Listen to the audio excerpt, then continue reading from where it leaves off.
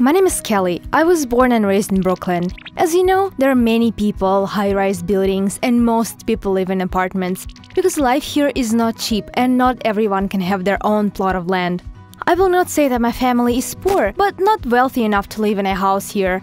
Our apartment is, of course, lovely, but for me personally, there was always one big drawback. I could not have a dog. My parents did not allow it. Oh, and the many things I did to get one. Ordered a puppy as a birthday present, begged my grandparents, and saved up my money. But it wasn't as much about money, but more about the principles of my parents. Dad always said that a dog is a huge responsibility because you need to walk it at least twice a day. Pick up its feces on the streets. If it chews on furniture, wires, and tears shoes, then he would immediately throw it out into the streets. My mom was worried about something else, that a dog would need to be constantly examined by vets, to collect paperwork to get it, constantly apologize to neighbors, bathe, cut, and brush it. And since I'm only 14 years old, my mother would have to do all this. I swore and gave hundreds of promises that I and only I would take care of all this. They could just let me have a dog. But each year, they gave me promises that began with words like, as soon as. My dad used to say, as soon as the school term ends and you bring a report card with only A's on it, I'll let you have a dog. So I became a perfect student. And then he said, as soon as you help me clean the garage, and I did sort it all out. When he ran out of tasks for me, he sent me to my mom, but she also had a lot of as soon as. So 2 years passed. I realized that all those were only tools for my parents to buy time. I stopped believing in their promises.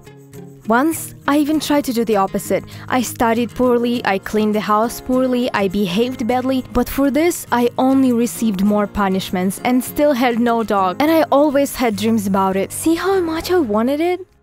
I dreamed of how I would walk it in the mornings before school, how I myself would clean her, bathe her, and brush her, how we would sleep together and I would stay warm. I would train it and we would even go into competitions. Doesn't this sound cool? Whenever I watched my peers walk down the streets with a leash in their hand and saw how happy they were playing with their dogs on the beach and how happy they were together, I would get so jealous. One time, my dream actually came true. I was walking home after school, it was raining, and a small puppy was sitting near the entrance door. He was soaking wet. He looked pityingly into my eyes and whined. Oh, my heart would not stand it. I took him into my arms, wiped it with my jacket, fed him the rest of my sandwich, and tried to warm it in my hands. But after 10 minutes, I was wet myself. There was no one at home, and I decided to bring him in for the time being to warm him up, to feed him, and then let him out into the street when my parents come. These were the happiest 2 hours of my life. I bathed him, I fed him, and even gave him a name, Archie. I dried him and we played. It turned out that we were so tired we fell asleep together in the living room on the couch. I woke up from my mother's wild cry. What is this?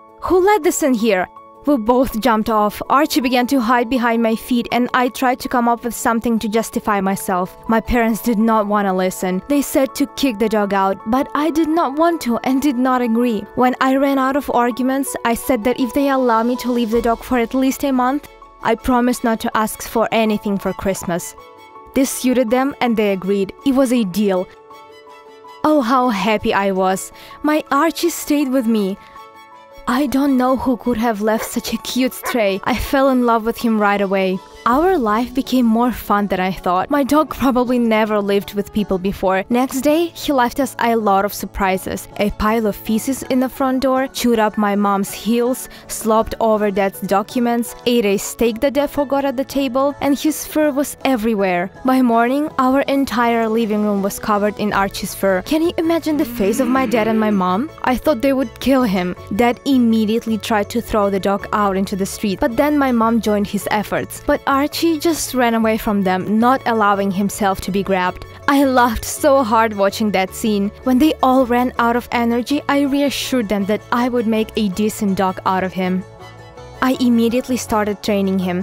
Of course, everything had to be gradual, not all at once. He had a lot of mistakes, but we continued to train. I even did all the house chores so that my parents did not kick him out before the promised period ended. He was mine for a month.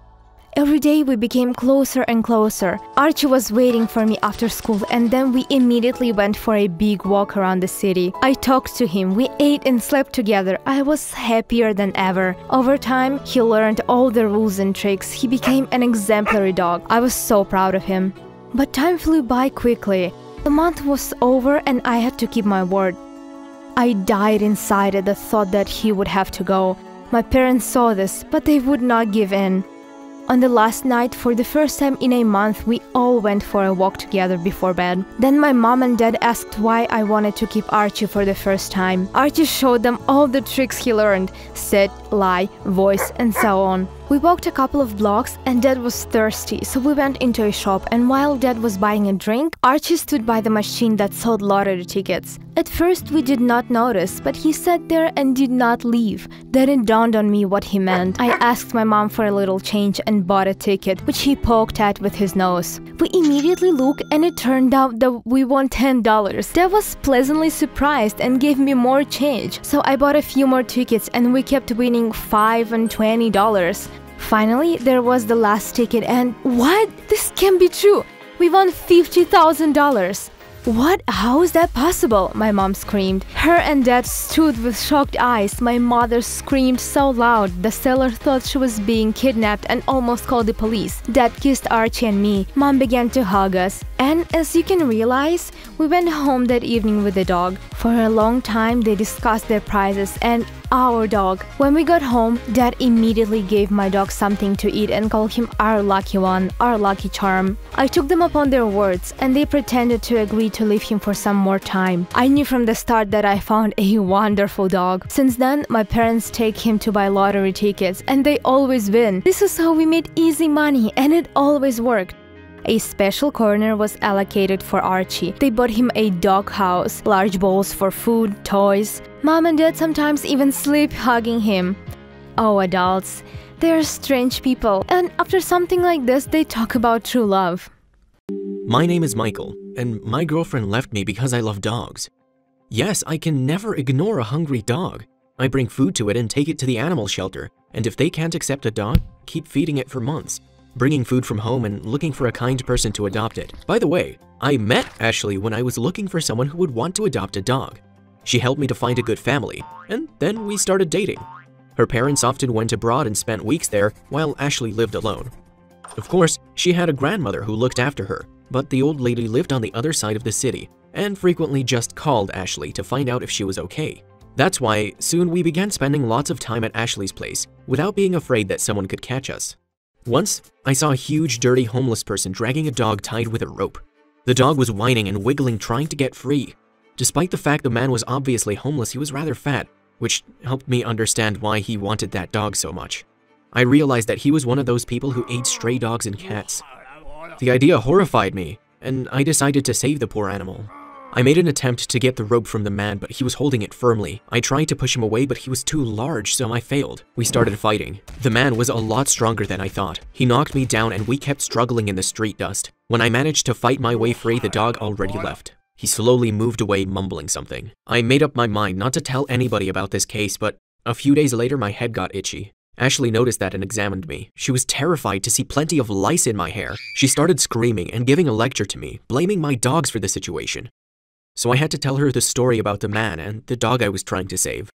She was very displeased and said that I had to get rid of the lice. However, I couldn't afford it because I spent all the money I had on dogs. That's why I simply shaved my head. Ashley said I couldn't visit her until she finished disinfecting the house. The thing that scared me the most at that moment was that I would be mocked at school because of my bald head. Well, you know, there are always popular and cool guys who decide how you should look and what you should do. And if you're different, you get bullied and mocked. I held my tongue when they made jokes about me, but I wanted to teach them a lesson. However, now I understand that I shouldn't have done that. One day during a break, one of the cool guys said something about my appearance again. Others joined in and soon I was surrounded by a crowd of kids who were laughing at me. In the middle of that funny situation, I raised my head and said that I had leukemia. Then I broke down in tears and ran away. Everyone stopped talking. They were shocked. Some of them tried to make excuses saying they didn't know anything about my condition. I couldn't have expected such a thing from myself. I never wanted any of this, but my life changed. Nobody laughed at me anymore. Some kids allowed me to take their place in line to the cafeteria, and there were people who would come up to me and try to comfort me, offer support, and even do homework. But I always refused from that. At first, I even enjoyed the situation, but I knew that it was wrong, and I certainly didn't know how to get away with it. Ashley called and said how disappointed she was with me. She said she couldn't afford disinfection of the entire house.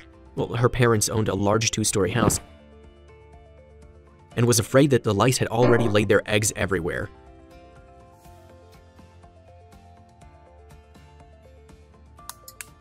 She was shouting at me, and she definitely couldn't stop it. When she hung up, I began thinking where I could find money for the disinfection. A couple of days later, the leukemia situation got out of control. The information about a sick boy who was bullied at school spread really fast, and soon a group of journalists arrived to talk to me. I kept lying and prayed that my parents didn't find out about that. The guys who mocked me were forced to apologize to me publicly. I don't know who felt sorrier at that moment, them or me. After the news was shown on TV, Ashley came to visit me at school. She apologized and said she spent the entire night crying. She asked why I hadn't told her the truth, but I said that I already felt better and that I was going to be all right. I was too humiliated to tell her the real truth. In the middle of my conversation with Ashley, I heard the telephone ringing. It was my father. I felt dizzy and must have shaken because Ashley made an attempt to support me, thinking that I didn't feel very well. I said that I was okay and answered the phone. My father asked me where I was. I replied that I was at school. "I'll be waiting for you at home," he said and hung up. Just so you understand, my father is a tough and conservative man. We rarely have serious conversations, but when we do, I can hardly forget them. I came home. My father was sitting in an armchair. He was angry. I saw an open bottle with his heart pills. Then a difficult conversation followed. When it was over, he said, "It's good that your mom hasn't seen the news. I don't think she can take it." I promised to tell the whole truth and apologize to everybody. I also had to write a letter to the journalists, asking for a retraction. And here I am, lying in bed for 3 hours already, willing to have a heart attack or even leukemia, because I can't even imagine how ashamed I will be telling my story to everyone I know. I understand that Ashley will leave me anyway, and that will be the right thing to do, because the lice are nothing compared to the fact that I'm such a liar. Should I run away from home until it's not too late? What do you think? Leave your comments.